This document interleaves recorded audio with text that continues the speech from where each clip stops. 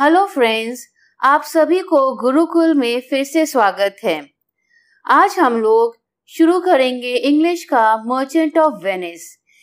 This is a drama जो कि लिखा है विलियम शेक्सपियर। इनका नाम आप लोगों ने श्योर पहले भी सुना होगा और इनके कुछ ड्रामास भी आप लोगों ने पढ़ा होगा।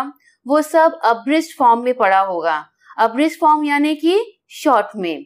पर ये जो ड्रामा है मर्चेंट ऑफ वेनिस, ये पूरा line by line, scene by scene, act by act perform किया हुआ है, राइट? तो चलिए शुरू करते हैं। This is written by William Shakespeare और ये ड्रामा जो है, ये जो स्टोरी है, this is about a merchant जिनका नाम एंटोनियो है। He is the main hero of this drama.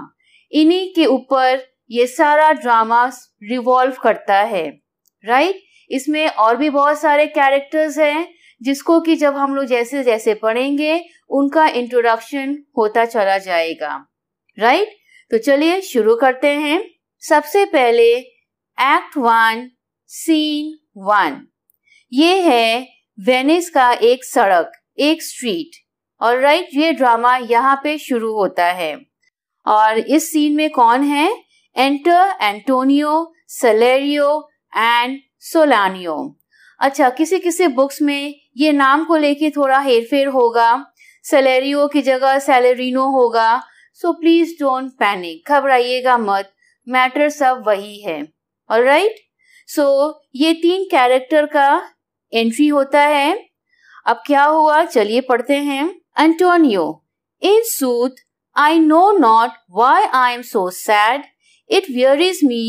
You say it wearies you, but how I caught it, found it, or came by it, what stuff it's made of, whereof it is born, I am to learn.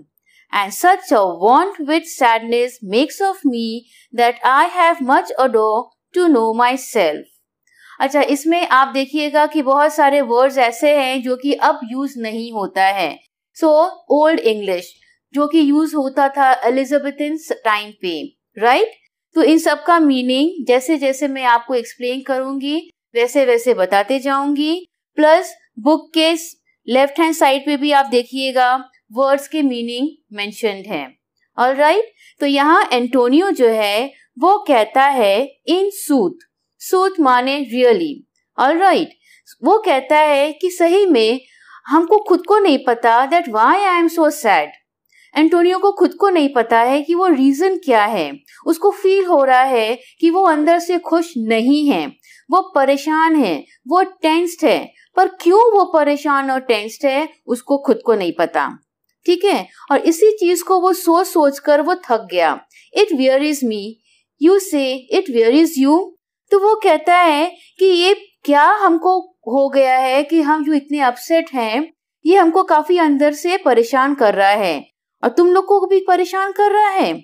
तो वो पूछता है अपने friend सेलेनियो और सोलानियो से। फिर वो कहता है कि how I cot it, found it और केम बाय इट। तो वो पूछता है कि ये हमको कैसे हो गया, क्यों हो गया, कब हो गया, ऐसा क्यों हो गया। वो काफी परेशान है क्योंकि एक्चुअली वो ऐसा नहीं था। He was such a rich gentleman. वो काफी मिलनसार टाइप का आदमी था, पर ये ऑल ऑफ अ सडन वो इतना अपसेट, सैड हो गया कि वो खुद को परेशान हो रहा है कि ऐसा क्यों हुआ। और वो जानना चाहता है कि वो क्या रीजन है। What stuff it's made of, whereon it is born, I am to learn. वो खुद क्यूरियस है जानने के लिए कि वो उसके साथ ऐसा क्यों हो रहा है। अब वो फील कर रहा है कि ये जो चेंजेस उसमें आया है, वो जो अचानक से चुपचाप या परेशान सा दिख रहा है, नो डाउट वो लोगों को वो एब्सेंट माइंडेड या इडियट लग रहा है। यहाँ पे वांट विद सैडनेस मतलब जो अपनी दुनिया में खोया हो, अ सॉर्ट ऑफ अ फूल और एन इडियट, कि सामने वाला उसको ऐसे हालत में देख के मन ही मन सोचता होगा कि ये तो कितना एब्सेंट माइंडेड या ये तो एक फूल लगता है। इसको तो देख के कोई नहीं कहेगा कि ये एक रिच मर्चेंट है वेनिस का, right? Now let's talk about Salerio. अब सैलेरियो क्या बोलता है?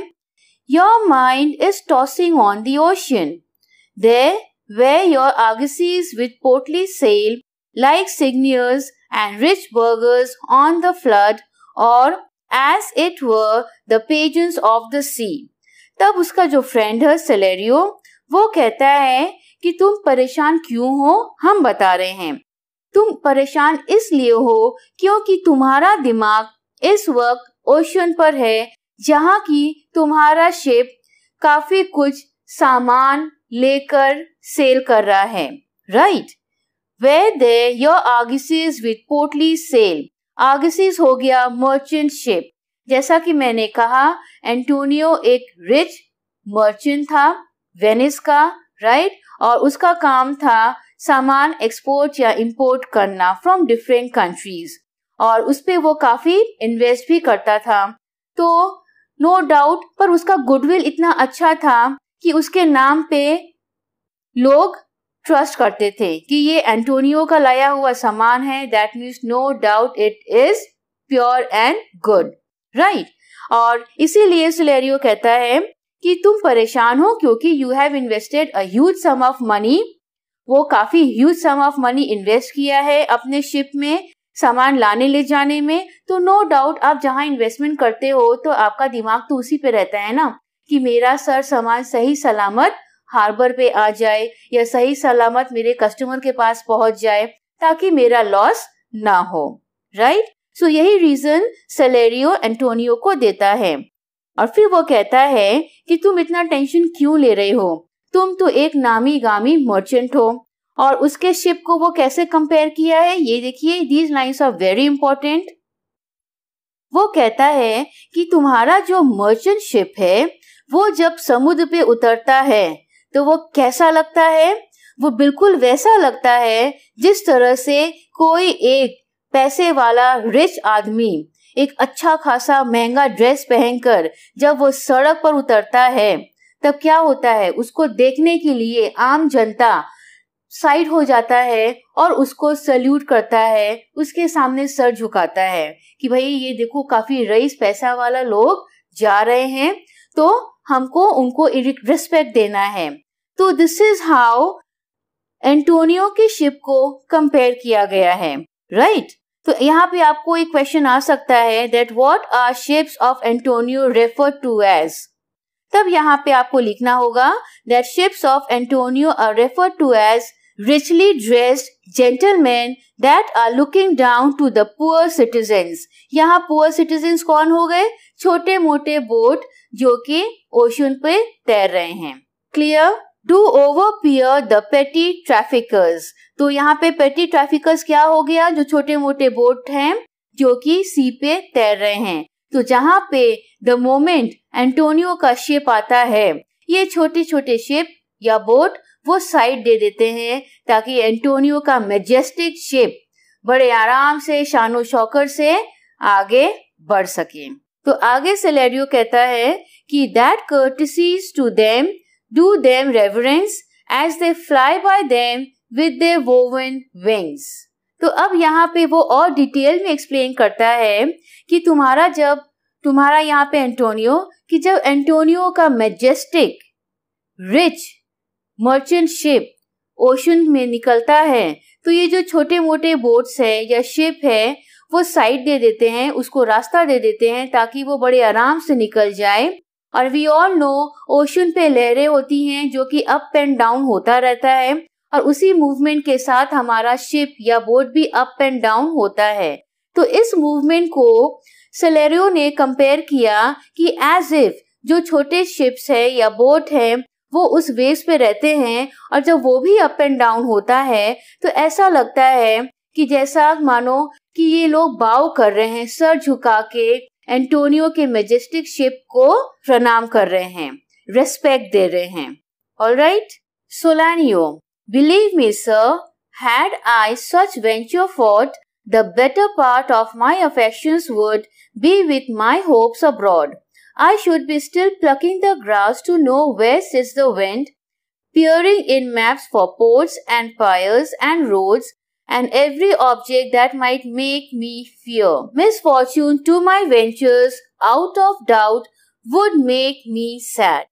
तो यहाँ सोलानियो कहता है कि बिलीव मी एंटोनियो, अगर मेरे पास भी आपके जैसा वेंचर होता या बिजनेस होता तो शायद मेरा भी जो सोच है, मेरा जो अफेक्शन है वो भी समुद्र पे होता। कि इस वक्त ये सोच के हम परेशान होते कि इस वक्त मेरे शिप कैसा होगा, किस हाल में होगा। उम्मीद करते हैं कोई मिसफॉर्चून ना हो, कोई तूफान ना आए, कुछ ऐसा ना हो जिससे कि मेरा लॉस हो, मेरे शिप को कोई नुकसान हो। ठीक है ना। तो यहाँ पे वही बोला गया है, the better part of my affection would be with my hopes abroad. Abroad मतलब हमारे शिप पर। I should be still plucking the grass to know west is the wind.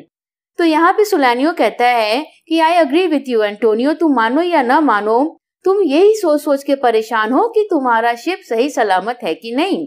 क्योंकि तुम्हारी जगह अगर हम भी होते तो शायद हम भी अंदरूनी परेशानी ही होता मेरे को।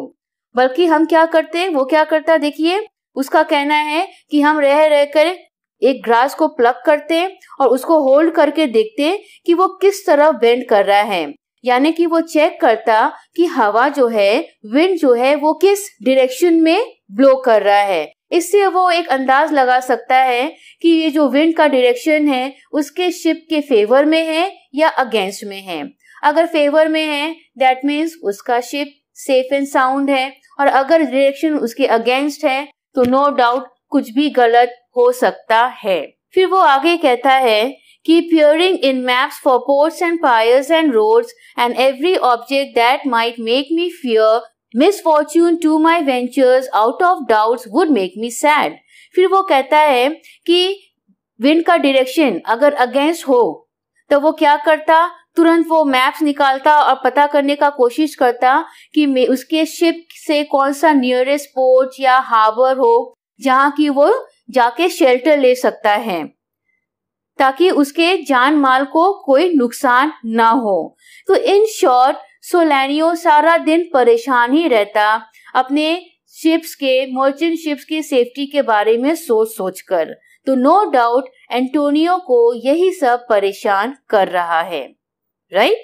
अब यहाँ सोलानियो का बात सुनकर सेलेरियो क्या कहता है, my wind cooling my broth would blow me to an ache when I thought what harm a wind too great might do at sea। तब वो कहता है कि I agree with सोलानियो, क्योंकि उसका कहना है कि अगर हम सूप पीते, राइट, तो सूप तो हम लोग को पता है we all drink them hot, उसको गरम गरम ही हम लोग पीते हैं। और उसको जब हम लोग स्पून पे उठाते हैं तो what we do, हम लोग मुंह से हवा उसके ऊपर फूकते हैं ताकि वो ठंडा हो जाए, so that we can sip in। तब सलेरियो कहता है कि यस एंटोनियो, अगर तुम्हारे जगह हम होते और अगर हम सूप भी अगर पीते और स्पून में सूप लेकर अगर उसके ऊपर हम एक फूक भी मारते तो वो फूक का मारने से ही उनके दिमाग में क्या आता कि इसी हवा का इंटेंसिटी अगर बढ़ा दिया जाए तब तो ये बहुत बड़ा तबाही का रूप ले सकता है। दैट मीन्स सूप पीते वक्त भी वो दिमाग कहाँ चला जाता, इन लोगों का दिमाग चला जाता उनके शिप पर जो कि ओशन के ऊपर है। तो यहाँ जो सूप है that has been compared to as the ocean, right. और वो जो मुंह से जो हवा दे रहा है ताकि सूप को कूल डाउन कर सके so that he can sip in, वो हवा को कैसे कंपेयर किया जाता है, the huge intensity of the wind which can cause sea storm, alright, जो कि कोई समुद्री तूफान क्रिएट कर सकता है। तब वो कहता है कि सही मानो तो सूप पीते वक्त भी हमारा दिमाग शिप पे चला जाता, ओशन पे चला जाता, राइट। और ये सोच के हम लोग कांप जाते कि ये जो अगर तूफान आ जाए समुद्र पे तो वो मेरे शिप को कितना नुकसान पहुंचा सकता है। तो ये पहला पॉइंट सेलेरियो कहता है। फिर वो कहता है दूसरा, that I should not see the sandy hourglass run, but I should think of shallows and of flats and see my wealthy Andrew docked in sand। तो अब ये देखिए यहाँ wealthy Andrew कौन है, wealthy Andrew हो गया the merchant ship, the common name for the big ship, alright। We all know that ocean में बालू बहुत होते हैं, it's full of sand, right, उसके bottom पे। तब वो क्या कहता है, और उस जमाने में हम लोगों को पता था कि क्लॉक तो है नहीं, तो people use to use hour glass in order to check the time. और आवर ग्लास जैसा कि आपके बुक में दिया हुआ है, वो फिगर, वो जब अपर चेम्बर से लोअर चेम्बर में सारे सैंड आ जाते हैं, that is counted as 1 hour. Alright, उसके बाद लोग उसको क्या करते थे, उसको पलट देते थे। फिर धीरे धीरे अपर चेम्बर से वापस से सैंड लोअर चेम्बर में आ जाता था। So this is how they used to calculate time during that period. तो यहाँ पे सेलेरियो क्या कहता है कि अगर तुम्हारी जगह हम होते तब तो हम डर से सैंडी या ग्लास को भी नहीं देखते। क्यों नहीं देखते? क्योंकि सैंडी या ग्लास में सैंड होता है और सैंड को देखते ही उसके दिमाग में क्या आ जाता कि कहीं उसका बड़ा सा रिच शिप कहीं कोई सैंड में अटक तो नहीं गया। ऑलराइट, जैसा कि हम सब जानते हैं that ocean bed is irregular, कहीं हाई है कहीं ज्यादा डीप है, राइट। तो यू कैन नॉट जज कि आप जो सेल कर रहे हैं तो कुछ हो नहीं सकता, आपका जर्नी काफी स्मूथ हो, ये आप नहीं कह सकते, इसका गारंटी कोई नहीं दे सकता। किसी किसी लेवल पे पानी काफी गहरा होता है और कहीं कम होता है, और जहां कम होता है तो नो डाउट वहां पे आपका सी बेड ऊपर है और वहां पे सैंड का मात्रा ज्यादा है, जहां की आपका शिप को फंसने का चांसेस ज्यादा है, राइट। तब वो कहता है कि हम तो डर से सैंडी या ग्लास को भी ना देखे, क्योंकि जहां हम सैंड को देखेंगे तो मेरे दिमाग में यही सब फितूर घुसेगा कि कहीं मेरा शिप किसी सैंड बैंक पे तो नहीं अटक गया, तो उससे तो फिर वापस मेरे शिप को नुकसान होगा। और अचानक मूविंग शिप अगर बालू में फंस गया, सैंड में फंस गया, तो नो डाउट वो पलट जाएगा। और क्या होगा, तो वो सोच के घबरा जाता है that vailing her high top lower than her ribs to kiss her burial. तब वो कहता है कि हम ये सोच के कांप जाते हैं कि कहीं मेरा शिप किसी सैंड बैंक में अगर फंस गया तो क्या होगा, शिप तो पलट जाएगा और शिप का जो टॉप मोस्ट पोर्शन है वो क्या हो गया, वो झुक कर नीचे आ गया टू किस हर बरियल, मानी पूरा वो अच्छी तरह से पलट गया, right. To kiss her burial मतलब that is the end of the ship, that is the end of whatever cargoes the ship was carrying, and that is the end of the entire investment which a person has made on that particular ship. That means सब कुछ खत्म। फिर Celerio तीसरा reason क्या देता है, that should I go to church and see the holy edifice of stone and not bethink me straight of dangerous rocks with touching but my gentle vessel's side। अब ये जो क्रिश्चियंस है वो लोग चर्च में जाते हैं, राइट, और चर्च क्या चीज से बना है, पत्थर से बना है। तो वो कहता है कि पता है हम अगर चर्च में भी अगर जाएंगे और अगर हम होली बिल्डिंग को देखते हैं, Holi building of the church को देखते हैं जो कि स्टोन से बना है, तो उसको देखते ही उसके जहन में क्या आ जाएगा कि कहीं उसका शिप ओशन में कहीं किसी डेंजरस रॉक से हिट तो नहीं कर गया, क्योंकि वी ऑल नो जरा सा छेद अगर वेसल में हो गया तो पूरा का पूरा शिप को डूबने में टाइम नहीं लगेगा। I am sure most of you must have watched the movie Titanic. Titanic में हम लोग क्या देखे थे कि the ship was selling pleasantly, अचानक सा क्या हो गया, जैसा कि मैंने आपको कहा सी लेवल तो अनइवन होता है, पानी के नीचे क्या है ये किसी को नहीं पता। तो the ship was hit against the iceberg, ऊपर से तो आइसबर्ग देखने में छोटा सा था पर अंदर में वो फैला हुआ था, और बस क्या हुआ, शिप मूविंग शिप उससे हिट किया और वेसल में छेद हो गया और entire ship along with the people along with the goods वो पूरा डूब गया। तो ये जो खतरा था ये भी लोगों के मन में रहता है अगर किसी का शिप समुद्र पे है।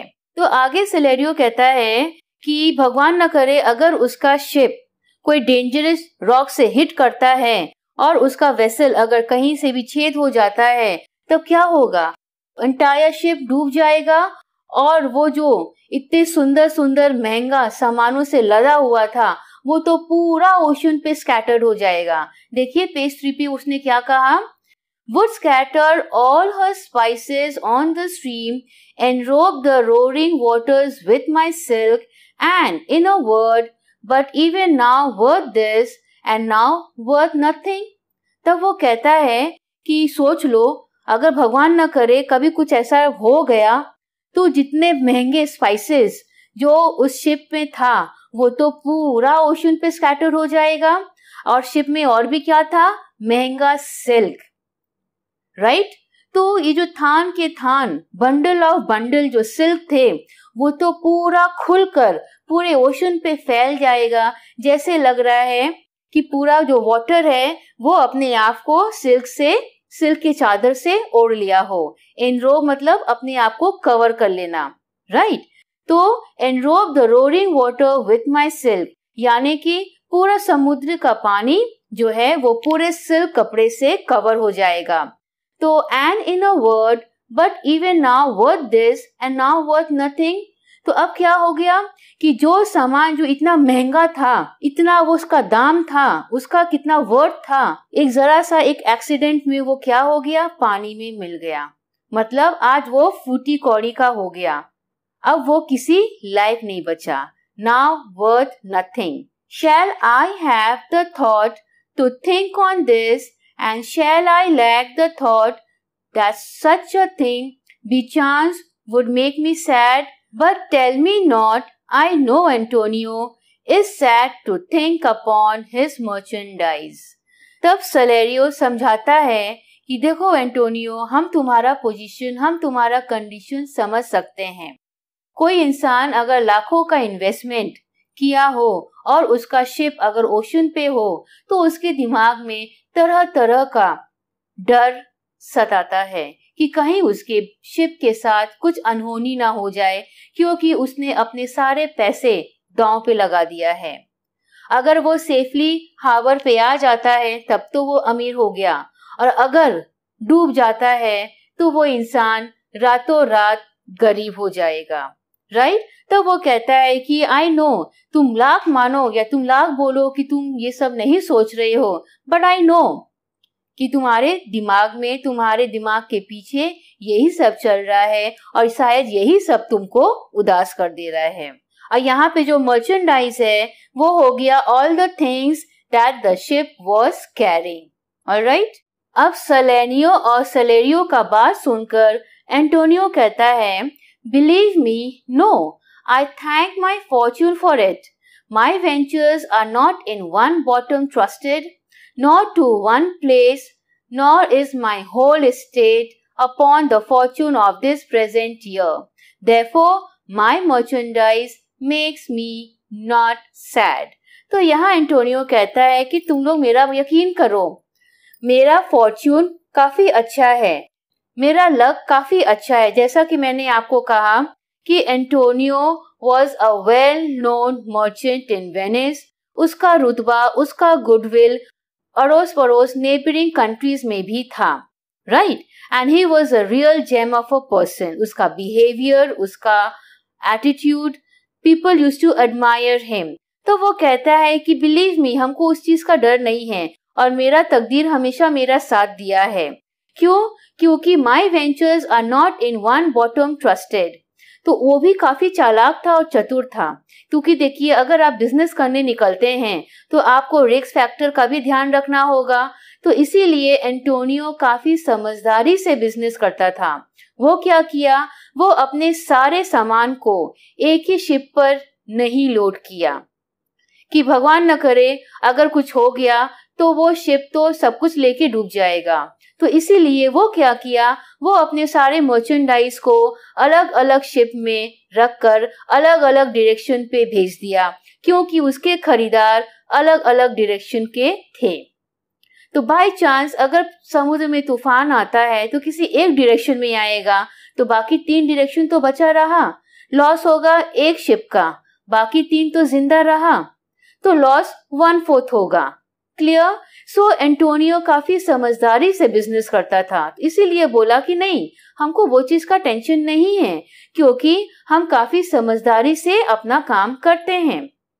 और दूसरा चीज, हम सब कुछ, सारा दांव आज के मर्चेंडाइज पे नहीं लगाए हैं। भगवान न करे अगर कुछ होता है तो भी हमको ज्यादा फर्क नहीं पड़ेगा, right? Therefore, my merchandise makes me not sad.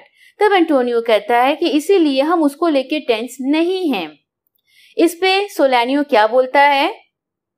Why then you are in love? तब सोलानियो कहता है कि अगर तुम बिजनेस को लेके परेशान नहीं हो तब तो एक ही चीज है, you are in love. आपको किसी से प्यार हुआ है। इस पर एंटोनियो क्या बोलता है? Why? बोलता है what nonsense. क्योंकि Antonio he was unmarried and unloved, उसने शादी भी नहीं की थी और उसकी कोई गर्लफ्रेंड भी नहीं थी, राइट? तो उसके दोस्त कहते हैं कि नो डाउट आपको किसी से प्यार हो गया है, इसीलिए आप एब्सेंट माइंडेड हो गए हो, इसीलिए आप बाहर से इडियट लग रहे हो। तो जिसपे कि उसने कहा कि बकवास मत करो, ये सबके लिए मेरे पास टाइम नहीं है। एंटोनियो की बात सुनकर सेलेरियो क्या कहता है? Not in love neither?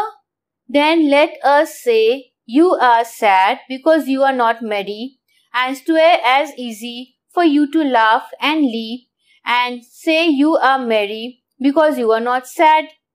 तो वो कहते हैं आपको प्यार भी नहीं हुआ, फिर भी आप सैड हो।